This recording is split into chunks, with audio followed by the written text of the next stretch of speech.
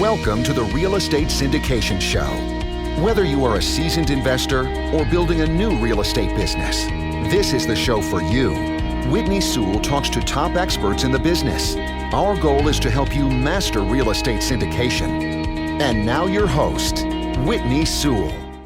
This is your daily real estate syndication show. I'm your host, Whitney Sewell. Today, our guest is Chad Griffiths. Chad is an expert in industrial real estate. I enjoyed this show. I learned a lot from Chad. I've never invested passively or actively in industrial real estate, but I may in the future. I may want to consider that. And there's some great things in this show that are going to help you to better understand that asset class, whether you are active or passive. Chad has 15 plus years of experience in industrial real estate and has completed over 500 transactions with clients ranging from local companies to large institutional owners. He's given numerous interviews locally and nationally regarding the commercial real estate market, has articles published in Forbes, Western Investor, Real Estate Magazine, many places. He is putting out lots of great content also that are specifically focused around industrial real estate. I hope you enjoy the show.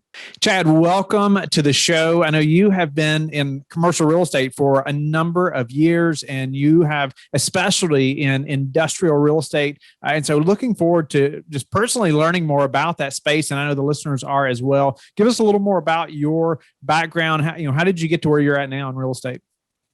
Yeah, thanks, Whitney. And it's an honor to be a guest on your show as well. Thanks for having me on.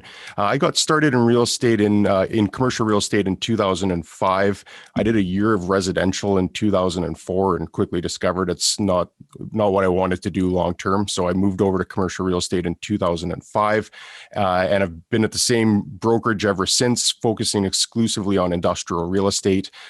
So broker for the last 16 years or so. And then I started investing in industrial real estate myself in 2014.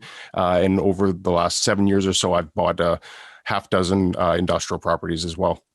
Nice. Well, for the listener who's thinking, well, what does that really mean? If we say, just to break it down, very basic for just a moment, industrial real estate, what kind of real estate is that? Who is that? What does that property look like? Who is that tenant? Give us just a little detail there for the listener who's not really sure what kind of asset class we're talking about. It's a great question to ask, because when I first started in industrial real estate in 2005, it was funny that my friends and family didn't even know what I did. They had some vague idea of what industrial real estate was, but it wasn't overly clear. That people just didn't have familiarity with industrial real estate. Did you tell them if I told you I'd have to kill you? Well, I just asked them if they needed to buy or lease any industrial real estate, and they didn't even know what it was. So it was a tough transition on that. Over the last, I'd say 5 or 10 years, it's gained a little bit more mainstream exposure. A lot more people are now familiar with these big Amazon fulfillment centers. The industrial real estate has gone from being kind of tucked away in that business park to now being front and center. You see big distribution centers right off the highway. A lot more people have familiarity with the big distribution centers anyways. But I like to group industrial real estate into 3 categories. You've got the distribution centers, like those big Amazon fulfillment centers, but you also have manufacturing, which is a major component of the industrial real estate market. And then you also have flex properties.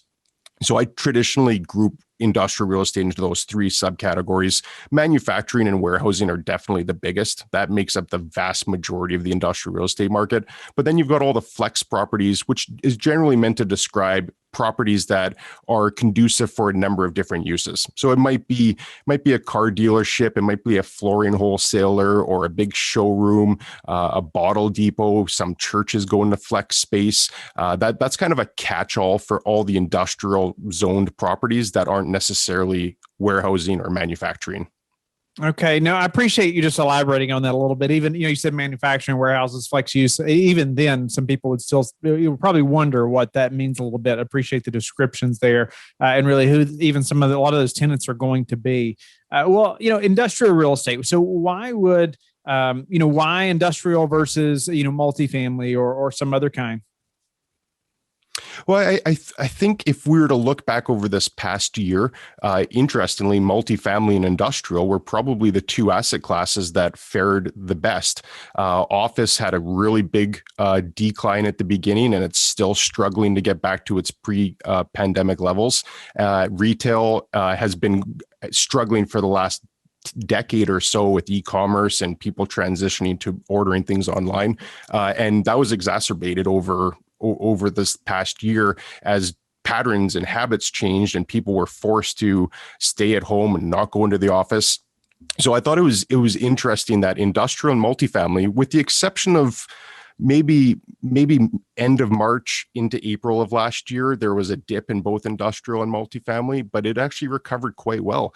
I follow some real estate investment trusts quite well, and like Prologis is a good example. They're at an all-time high right now, and they own big distribution centers all over the U.S. Their stock is at an all-time high. So they had a bit of a dip, and they've recovered considerably. And it's the same with multifamily. So I think investors will typically want to either get broad exposure to the market, and they might want to either own real estate in a number of different asset classes.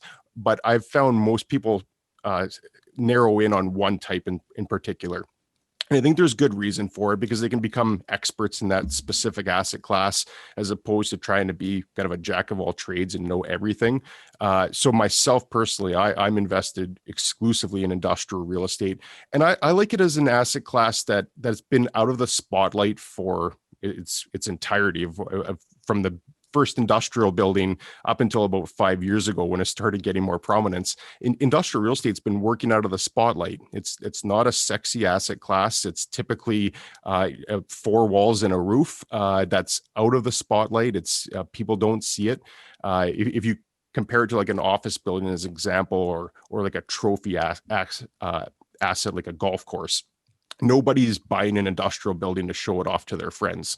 It's just a stable asset class that has produced very steady returns, consistent rent growth for many quarters, quarter over quarter, without the volatility. So I think from people that just want to have steady returns without massive fluctuations up or down, but just consistent rent growth, consistent appreciation in the property, industrial's been an excellent asset class over the last couple of decades for that. Sounds like that would be a great diversification play, right? Just to have part of your portfolio, even investors who are listening who have been investing in, say, just multifamily for a long time, or just self-storage, or maybe just mobile home parks, but maybe thinking about adding something like industrial. I bet many have not thought about it. Like you mentioned, it's been such out of the spotlight forever. But would you say it's less competitive because of that?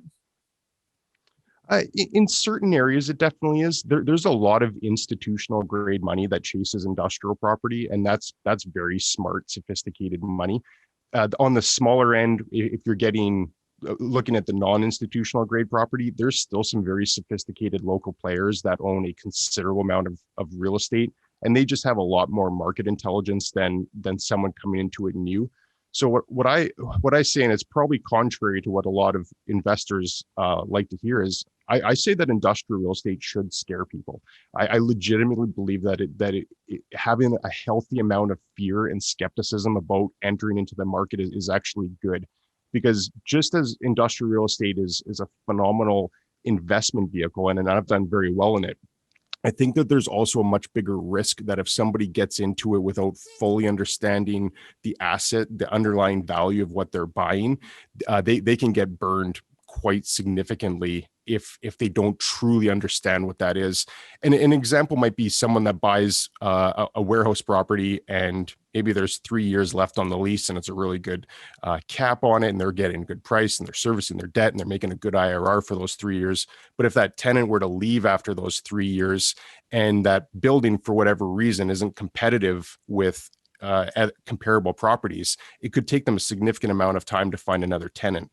Whereas in office or retail or multifamily, chances are if you have a property and it's an office building or it's an apartment, chances are that there's not going to be significant deviations between the one right across the street from it. But industrial real estate, that can happen. If the property was built specifically for the user that was in there, it can take a considerable amount of investment to retrofit it to have it compatible for the next user. And I think industrial is actually unique in that regard, is that one building isn't compatible for every tenant like an office would be suitable for most office users. So I think industrial should scare the average investor. But having that little bit of fear, I think, is healthy because it prompts people to spend that much more time fully understanding what they're buying, what the property is, and equally important, what it isn't. And having that solid understanding of not what the cash flow on it is right now, not how the investment metrics stack up right now, but what the future leasability or future saleability of that property is absolutely imperative. Future leasability or sellability. I think something you said there that we should maybe discuss a little bit because it's so important, right? I mean, you're projecting, right, what this property is going to be worth many years from now, and you're trying to figure out that sellability, right? So, or the leasability. Who is the tenant going to be? What are some things there? If let's say someone's looking to even be an operator, or even if they're a passive investor, they should probably know some of these things so they can know to ask the operator. But they're looking to invest with somebody that's in industrial. What are some questions they should know to ask around the tenants and maybe the timelines of those leases, or their business plan? Even 5 years from now, who's the tenant going to be? Is it the same person? Things like that.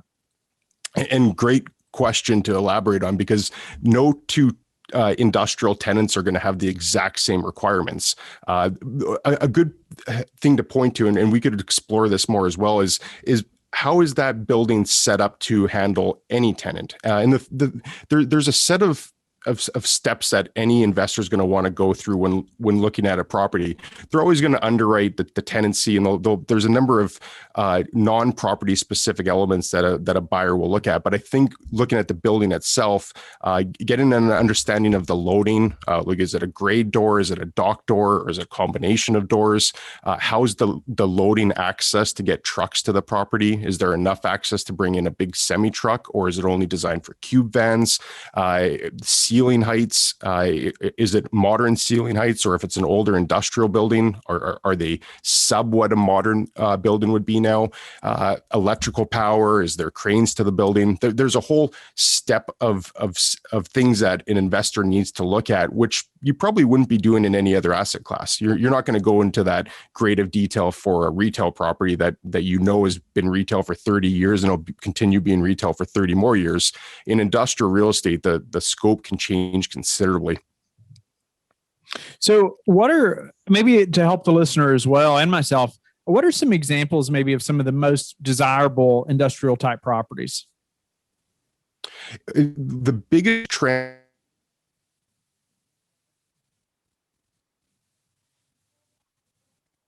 in warehousing. It's not necessarily as important in a manufacturing building, but for warehousing, ceiling heights have gone from 20-foot clear. And by clear, I mean the underside of the truss. So typically you'll have the ceiling deck, and then there's supports on the ceiling. So the trusses usually take away from the usability of that deck high space. So usually we'll say clear ceiling heights. So I've seen clear ceiling heights go from 20 to 22 up to 36 to 40 feet, in some cases even higher now. And the benefit of having that much extra ceiling height is that you can take advantage of cubic footage as opposed to just square footage. And if you look at a big modern facility, and we've probably all seen pictures of an Amazon facility, even a Home Depot is actually a good example, because Home Depot does this. Home Depot is really just a big warehouse facility where they stack everything in high racks. And we've probably all had to buy something at Home Depot which was on the top rack, and you had to get someone to go and get it. That's what warehouses are doing now, is that they're racking things as high as they can. And if you can put an extra layer on your rack to take advantage of that high ceiling height, that warehouse becomes that much more productive and profitable for the operator. So that's driven a huge transition away from those lower ceiling height buildings up to that 36 to 40 clear. And it introduces an appraisal term called functional obsolescence, where an older building is no longer competitive with modern styles. And you could say that a building with 20-foot clear ceiling heights, that's a functional obsolescence for a building that has double that, and a company can take that much more advantage of it. So that goes back to my earlier point. An investor really needs to fully understand what a property is that they're buying. I was involved in a property a number of years ago that had 14-foot ceiling heights. and it was a beautiful industrial building. It was one of the nicest industrial buildings that I've ever been through. It was built specifically for the company that previously occupied it. And when we were trying to sell it, we had a very difficult time finding anybody that could take advantage of it, even though it was this beautiful building. So for a new investor that was looking at that, they might walk around and say, this is such a great building. I pride of ownership. I can see how this is going to look. But if they don't take into account that ceiling height being a physical and a literal limitation, then they could buy that property and have had a very difficult time finding an end user for it. So I think that's one example. That's probably the most obvious one with ceiling heights, because people can understand how that would be a limitation once they're aware of it. But there's other ones as well. So I kind of full story on that. That's one of the reasons why I think industrial should have a little bit of fear into people, because if you don't have a healthy amount of fear going into it, then you could look at that and say, oh, it's a beautiful building, this will be fantastic. But if you didn't think, well, what could go wrong with this? If there's something that I missed, then you could have gotten really burned on it. So I don't want to detract people from it as an awesome opportunity. I just always stress that people want to really make sure that they're fully aware of all the strengths of the property as well as all the potential pitfalls.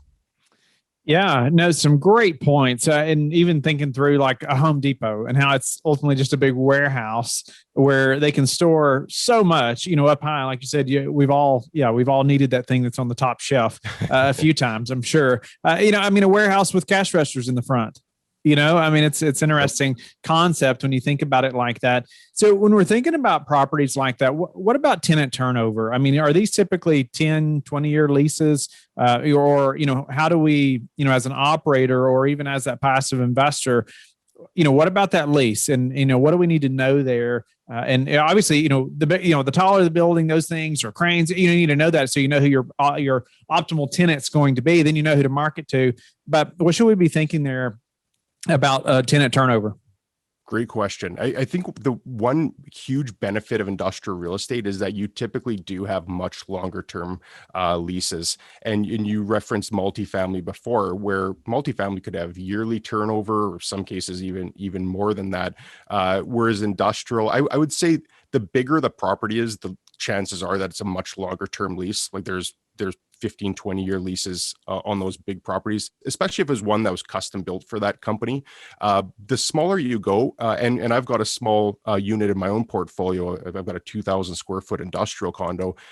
First tenant I had in there stayed for 5 years, and the last tenant that I've had is just has been on for 2 years, and we just extended him for another 2 years.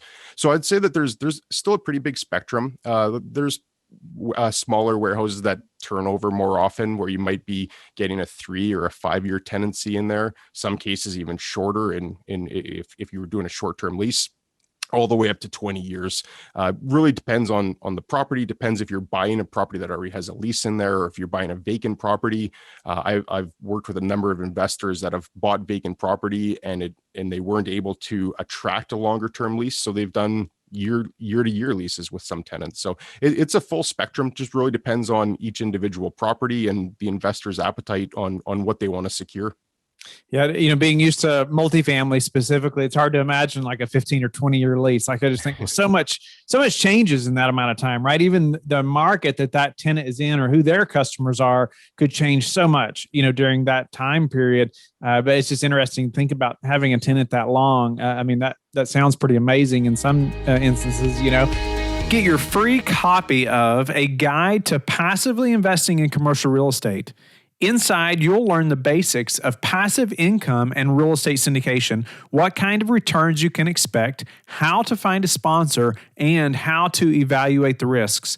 Download your copy in the show notes or visit lifebridgecapital.com/invest better to start your investment journey. But you mentioned one thing, you said custom built properties. And that's an interesting dynamic as well.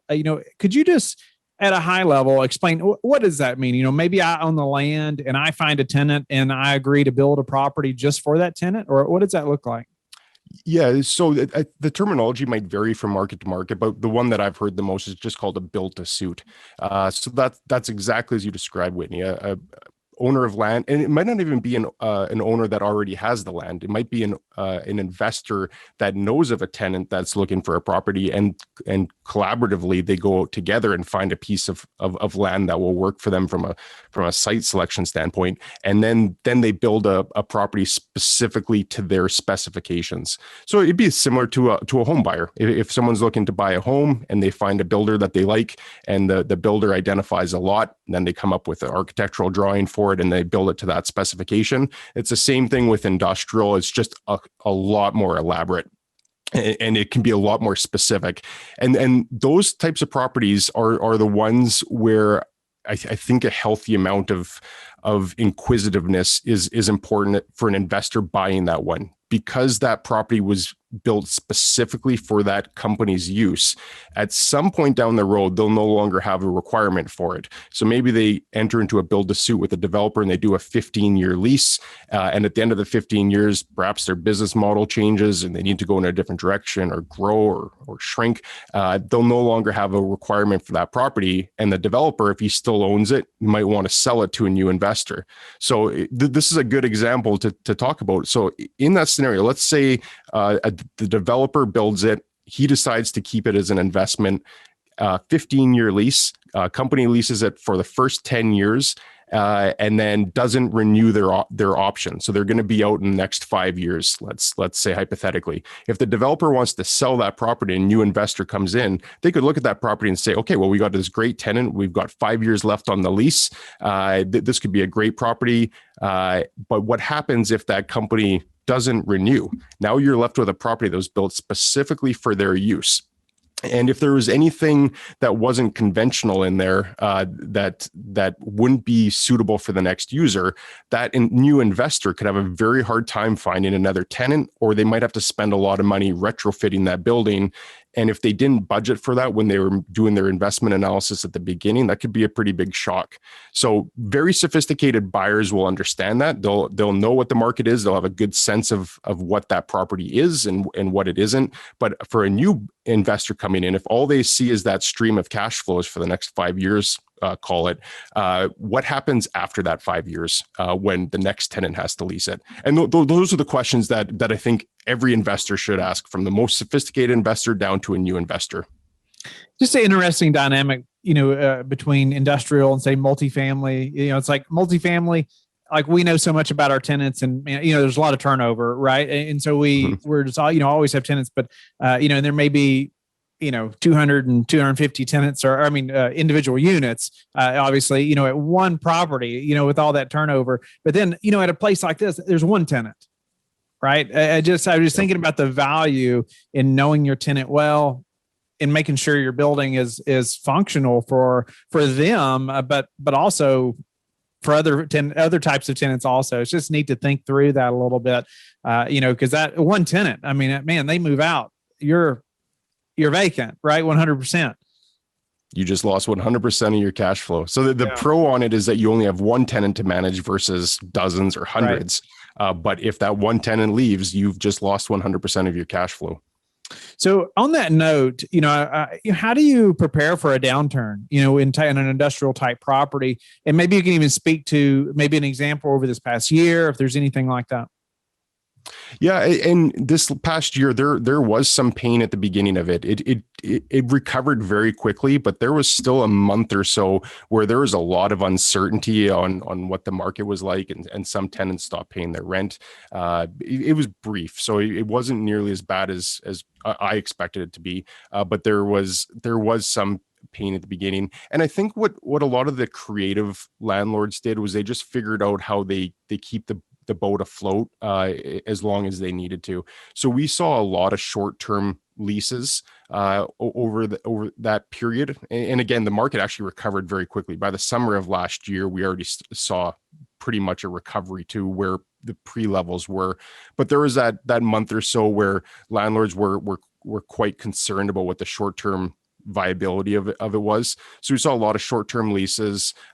Some landlords would abate the rent for their tenants just to keep them afloat temporarily. We saw a lot of landlords defer rent and then try and catch it up, either spread out over a term or just when the tenant was able to do it.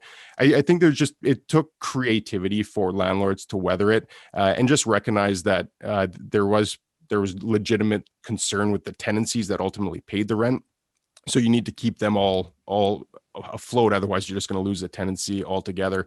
So I think the mindset is really understand what the asset is first, so that you know that if the tenant struggled or if the tenant defaulted or did a midnight move, you at least know that you can get that back.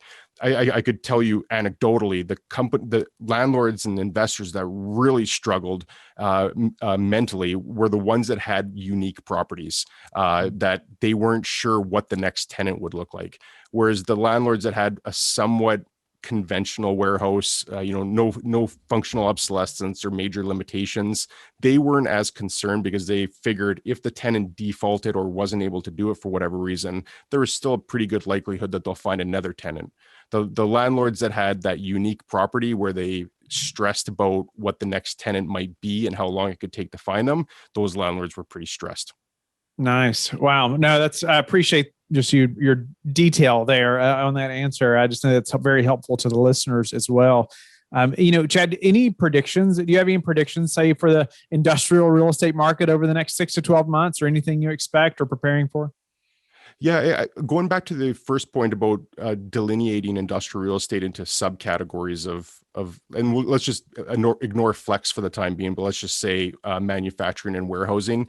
I think manufacturing is going to continue chugging along. It's going to have its ups and downs dependent on oil prices and just manufacturing in general. I think that's going to be pretty stable for the rest of the year. Where I can see there being rampant growth is in the warehousing side. And you just see it across different markets, like especially port cities right now. They're seeing sub 2% vacancy rates.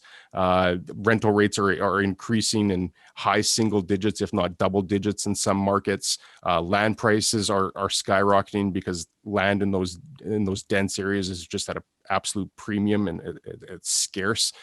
So I think on the warehousing side, there's going to be a continued pressure on finding available space. Rental rates are going to continue to grow. And I see this extending even beyond 6 to 12 months as more and more companies are just going that e-commerce route and needing the warehouse space to accommodate it. So I think manufacturing will chug along, but I think there's going to be continued increases in rental rates and sale prices of industrial land that's suitable for that warehousing as well. Nice. Well, Chad, changing gears a little bit, just the last few minutes we have together here, what are a few daily habits that you have that have helped you achieve success? I read a lot. So every morning I'll read a handful of different websites. Like Globe Street's a good one. I read that every day. What's it called? To just get a Globe Street, globest.com.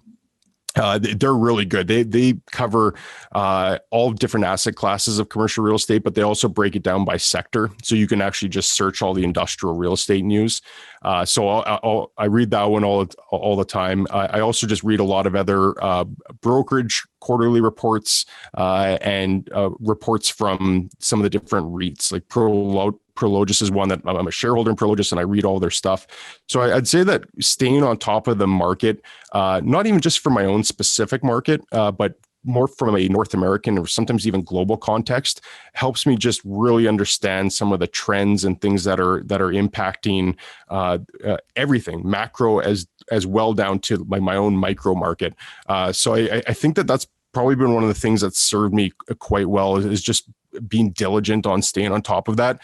And I talk to people all day, every day.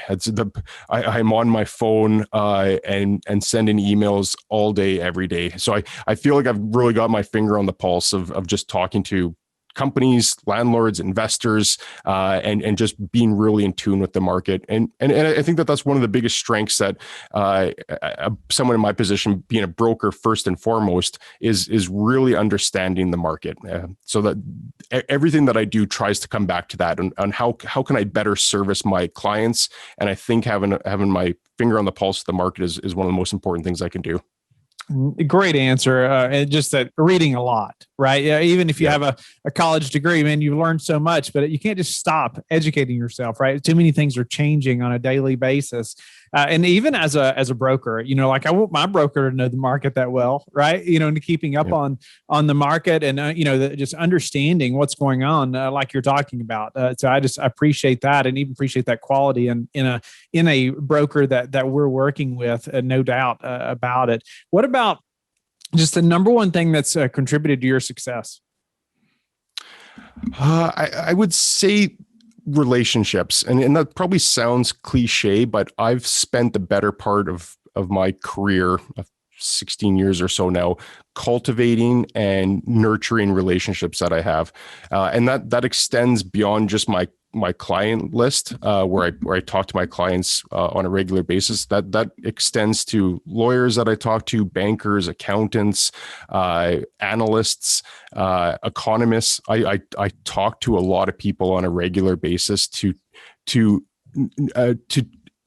get as much value that I can from them, but also to provide them with an equal amount of value. So I don't ever want to be the person that's just trying to take all the time. I like to give as much value as I can as well. So if I'm talking to an accountant, I'm trying to get some information or get their opinion on something, I'll also offer them some market knowledge. So are you working with anyone right now that needs any market information? Can I provide you some details or data on what's happening in your area of the city?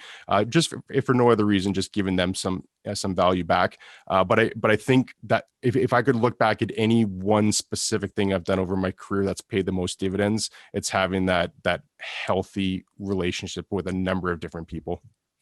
It's interesting though that you didn't just say relationships. It sounded like like you followed up there with like giving back, right? The relationship, thinking about how to add value to that person, and just having that state of mind. I think over time, man, it changes things, right? I've seen it personally happen for me and others who think that way, right? It's not always even a win-win. I just spoke at a conference last weekend, and it was talked about this a lot. Like just show up to give. Right, just show up to give, and it doesn't always have to be a give and take, right? And so be ready just to show up to give. But on that note, how do you like to give back? Well, I think it goes to that earlier comment. However, I can help somebody. So if I've got a handful of lawyers as an example that I deal with, and quite often they'll call and just ask about if they're working on a lease renewal or negotiation with a client, and they just want to get a better sense of the market. Even though I have no involvement in that whatsoever, it could be outside parties altogether. But if they just want to get my opinion on whether it's a fair market rate that's being contemplated, I'm happy to provide them some information. And in some cases, it wouldn't even be just top of mind, giving them my opinion just in real time. I'll actually go and do a little bit of research and send them like, here's a few comparables that might help you in your negotiation, with no expectation in return, other than if I do that enough times, I'd like to think if an opportunity came up, I'd be the guy that they would consider. And I do that with everybody. I've open invitation. If anybody needs something, I'll do my best to help them out with no anticipation that I get something in return. Only the hope that I would just hope that if I continuously give value, that I would just be the top of mind. But I think that's really is just trying to selfishly, is that the word I'm looking for? To try and give as much without having any expectations of getting something in return. Of course. Well, Chad, I'm grateful for your time. Pleasure to meet you personally. And then just, you sharing your obvious expertise in industrial real estate. I mean, it just really shows on the show today, just your deep level of understanding in this asset class. It's not something I've invested in passively or actively. And so I love having people on the show like yourself that are experts in, different asset classes as well in commercial real estate.